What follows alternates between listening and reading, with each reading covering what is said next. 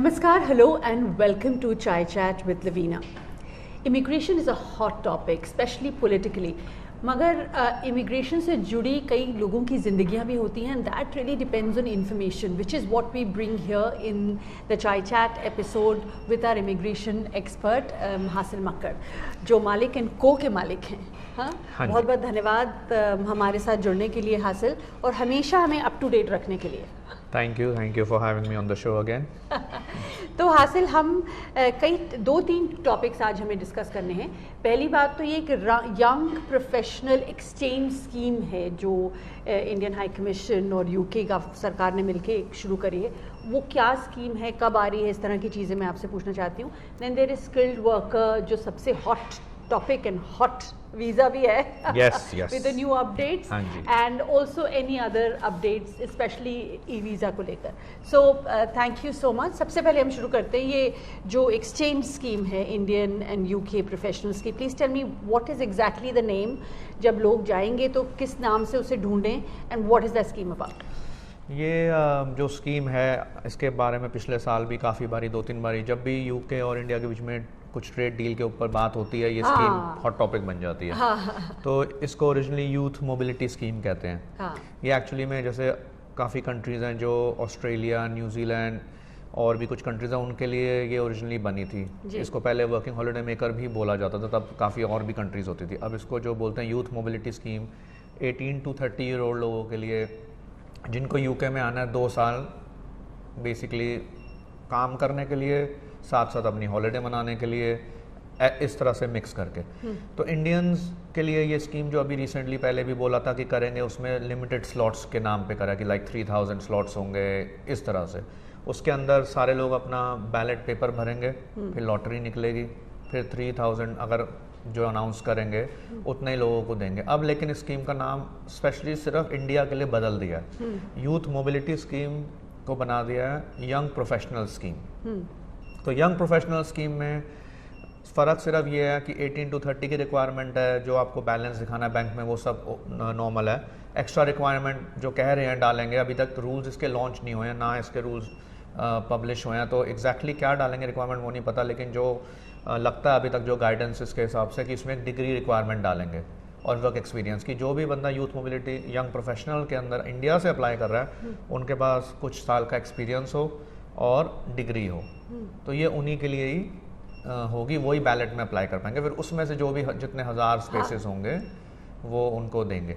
ये लेकिन स्कीम हर बारी जब बातें हो रही होती हैं तो बोल देते हैं करेंगे, लेकिन एक्चुअली में ड्राफ्ट होकर अभी तक स्टार्ट नहीं हुई कि प्रॉपरली जो लॉन्च होके शुरू हो जाए और लोगों को वीज़ा मिलने लग जाए, जो अभी अनाउंसमेंट हुई है. अब लेकिन उम्मीद है कि कुछ महीनों के अंदर ये होगी.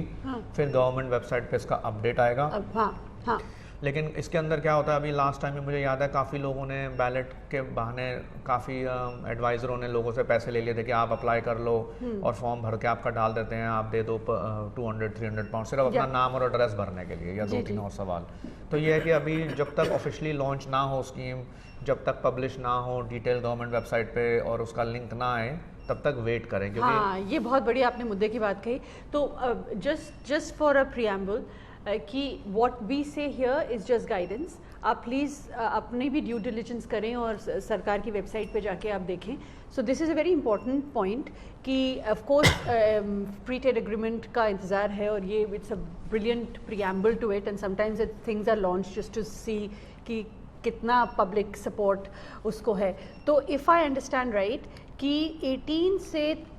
18 से 30 साल के प्रोफेशनल्स के लिए, स्टूडेंट्स इसमें नहीं है, प्रोफेशनल्स होने चाहिए.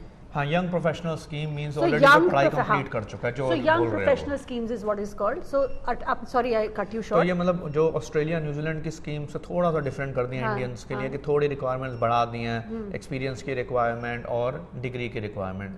तो प्रोफेशनल्स में तो स्टूडेंट्स भी हो सकते, तो स्टूडेंट्स नहीं. हाँ, मतलब फर्स्ट के जो रिक्वायरमेंट है कि डिग्री लेवल आपने करी हुई है, तो मींस ऑलरेडी स्टूडेंट आपका कंप्लीट हो गया. ऑब्वियसली आप पढ़ाई कर रहे हो, मास्टर्स करो, वो सब ओके है, ऐसा कोई उसका इशू नहीं है. पर रिक्वायरमेंट जो अब आएंगी ऑफिशियली, जो गाइडेंस में लिखा है वो यही लिखा है कि डिग्री वालों के लिए ही होगी. ओके, सो अभी तक सिर्फ एक गाइडेंस मौजूद है कि इस तरह की स्कीम आने वाली है, लेकिन कोई पुख्ता इसमें नहीं है. हाँ, वो कहते हैं further details will be published.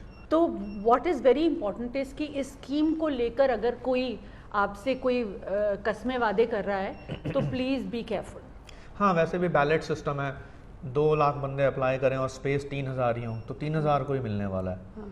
तो और उसके अंदर Home Office invitation to apply भेजेगा, जिनका नाम निकलेगा या जो भी सिस्टम होगा उनको इनवाइट करेगा, अब आप अप्लाई कर दो with in these many days और अपनी एप्लीकेशन फीस भर के या जो भी डाल दो। तो ये कुछ महीनों में पता लगेगा और जब पता लगेगा तो ऑनलाइन पब्लिश होगा, जी जी, फिर वहाँ से आगे चलेगा सब। Perfect. So I have got that idea now, so please don't get और किस लोगों को आपको गुमराह ना करने दें। और कौन सी वेबसाइट्स पर इसकी अपडेट हम चेक करते रहें? मोस्टली इस पे गव की वेबसाइट जो होती है, gov.uk की जो यूके वीज़ा की वेबसाइट होती है, वहाँ पे सारी इन्फॉर्मेशन क्लियर कट मिल जाती है। और उसके अलावा इंडियन हाई कमीशन की वेबसाइट तो है हाँ, ही वो भी आपके अपनी पास, तरफ से आप उस पर भी articles आप कर सकते हैं। ठीक है, so these are professionals and a very big question about professionals जो आजकल जा रहा है वो आपका स्किल्ड वर्कर वीज़ा, जिस पे हम बहुत बात कर चुके हैं और शायद हमने पहले भी एक किसी को हमने इंटरव्यू किया था जो स्टूडेंट थे और फिर उन्होंने ऑफ लाइसेंस में लाइसेंस कंपनी का होके उनको मिल गया था वीज़ा। हाँ जी, yes. But there is a flip side to it कि इंडिया से स्टूडेंट्स आते हैं, अब सुएला ब्रेवरमैन भी इस पर इनको था कि भाई बहुत ज़्यादा इलीगल माइग्रेंट जो हैं वो इंडिया से होते हैं और इस वजह से काफ़ी बवाल भी मचा। लेकिन जो स्टूडेंट्स आते हैं और फिर वो इस तरह से स्विच हो जाते हैं यहाँ पर, तो in fairness it's not really right, isn't it? आप पढ़ने आए हैं तो फिर आप पढ़ें पहले। देखिए, इसमें दोनों बातें हैं। जो गवर्नमेंट ने रूल्स बनाए हैं, हाँ। अगर तो आप जैसा कह रहे हैं कि ये राइट नहीं है तो फिर रूल्स में है क्यों ये चीज़? पर ये एक्चुअली में आप देखें तो ये स्किल्ड वर्कर रूल ब्रेक्जिट के बाद बना था। अच्छा। तो ब्रेक्जिट के बाद इसलिए बना था क्योंकि पता था कि ब्रेक्जिट के बाद शॉर्टेज हो रही है इंडस्ट्री के अंदर, और जितना न्यूज़ में मैंने भी पढ़ा है, काफ़ी इवन एयरलाइन बॉसेस और काफ़ी लोगों ने केयर होम्स में, रेस्टोरेंट में कोई इश्यूज चल रहे थे कि शॉर्टेज चल रही है, स्पेशली कोविड के बाद बहुत शॉर्टेज चल रही थी। तो अभी जो है स्टूडेंट्स तो ऑब्वियसली आ रहे हैं वीज़ा लेके पढ़ाई करने, अब पढ़ाई के साथ उनको 20 hours part time work allow होता है। अब पार्ट टाइम वर्क के दौरान वो जॉब कर रहे होते हैं, अगर उनको कहीं जॉब मिल जाती है जो कंपनी उन्हें फुल टाइम रखना चाहती है क्योंकि उनको ज़रूरत है, उसी के लिए गवर्नमेंट ने स्कीम बनाई हुई है स्किल्ड वर्कर स्पॉन्सर का लाइसेंस लेके बिजनेसेस, जैसे कि हमने ऑफ लाइसेंस का करा था। तो अभी गवर्नमेंट ने थोड़ा सा इजी कर दिया कि पोजीशंस खूब सारी ऐड कर दी हैं। पहले सिर्फ ग्रेजुएट लेवल जॉब्स ही होती थी, अभी बेसिक लेवल जॉब्स उसको भी स्किल्ड में ही आती हैं वो भी। अच्छा। उनके अंदर भी जो है स्किल्ड वर्कर वीज़ा लग रहा है, तो लाइसेंस लेने के बाद स्टूडेंट्स भले ही कोर्स ना भी कंप्लीट किया वो स्विच कर सकते हैं। तो ये इसकी रिक्वायरमेंट नहीं है, कोर्स कंप्लीट हो तो लोग post study work graduate visa भी करते हैं, लेकिन ग्रेजुएट वीज़ा के अंदर भी यही प्लान होता है कि कोई कंपनी में जॉब अगर मिल जाए जो उनको स्पॉन्सर कर दे, तो यही इसका पर्पस है। तो अगर आप ध्यान से देखें तो सॉरी एक चीज़ मुझे बताएं, सॉरी मैं आपको कट कर रही हूँ कि आपने कहा कि ईज ऑफ कर दी हैं और भी, तो पहले तो मुझे याद है कि आपको डिग्री कर लेनी होती है, पर अभी इस स्विच के लिए डिग्री भी ज़रूरी नहीं है। मतलब इंग्लिश टेस्ट रिक्वायरमेंट है, हाँ। डिग्री रिक्वायरमेंट नहीं। और पहले और भी पोजीशंस एक्चुअली में जो चेंज करी, जो हमने पहले भी शो में डिस्कस करा है पुराने एपिसोड्स में आपके, अगर आप देखेंगे लोग देख सकते हैं जिसके अंदर हम केस स्टडीज़ भी लाए हैं, तो उसके अंदर पोजीशंस ऐसे कर दिए कि अभी रिसेंटली मतलब कंस्ट्रक्शन इंडस्ट्री के अंदर हमने करे हैं लोगों के कंपनी के लाइसेंस और वीज़ा भी, इवन लाइक बिल्डर पोजीशन के लिए, कारपेंटर पोजीशन के लिए, स्कैफ होल्डर पोजीशन के लिए, इवन अभी रिसेंटली हमने एक बार्बर शॉप के लाइसेंस करे हैं, मैनेजर की, शॉपकीपर की पोजीशन, काफ़ी ये केक शॉप्स के करे हैं हमने अभी, काफ़ी 1-2 फेमस चेंज है केक शॉप्स की, उनके लाइसेंसेस हमने करे हैं और स्टाफ का वीज़ा भी हुआ है। सबसे ज़्यादा जो ये स्किल्ड वर्कर स्टूडेंट्स स्विच कर रहे हैं केयर होम्स में भी कर रहे हैं, हाँ। क्योंकि सबसे ज़्यादा शॉर्टेज उसके अंदर है।